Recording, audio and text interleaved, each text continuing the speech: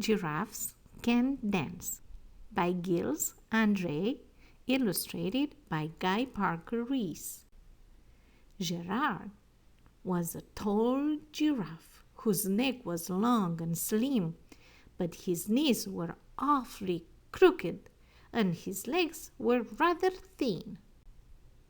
He was very good at standing still and munching shoots of trees, but when he tried to run around, he buckled at the knees.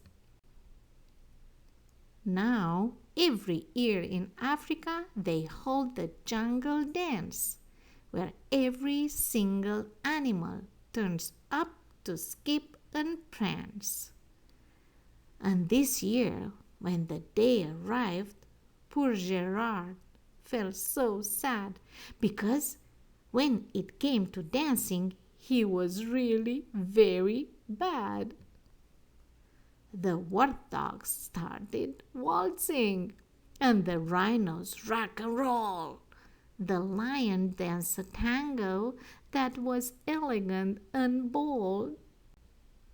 The chimps all did a cha-cha with a very Latin feel, and 8 baboons they teamed up for a splendid Scottish reel. Gerald swallowed bravely as he walked toward the floor, but the lions saw him coming, and they soon began to roar. "Hey, look at clumsy Gerald!" the animals all sneered. "Giraffes can dance, you silly fool! Oh, Gerald, you are so weird!" Gerald simply froze up. He was rooted to the spot. "They're right," he thought. "I'm useless. Oh, I feel like such a clod."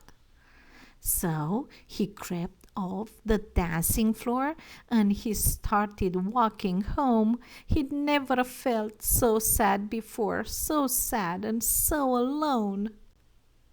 Then he found a little clearing and he looked up at the sky. "The moon can be so beautiful," he whispered with a sigh.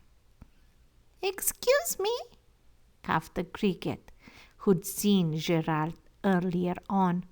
"But sometimes when you're different, you just need a different song. Listen to the swaying grass and listen to the trees. To me, the sweetest music is those branches in the breeze. So imagine that the lovely moon is playing just for you. Everything makes music if you really want it to."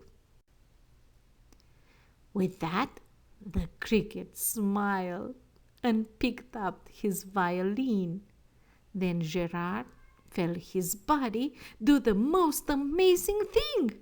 His hooves had started shuffling, making circles on the ground. His neck was gently swaying and his tail was swishing round. He threw his arms out sideways and he swung them everywhere. Then he did a backward somersault and Gerard felt so wonderful his mouth was open wide. "I'm dancing! Yes, I'm dancing! I am dancing!" Gerard cried. Then, one by one, each animal who'd been there at the dance arrived while Gerard boogied on and watched him quite entranced. They shouted, "It's a miracle! We must be in a dream! Gerard's the best dancer that we've ever seen! How did you learn to dance like that? Please, Gerard, tell us how."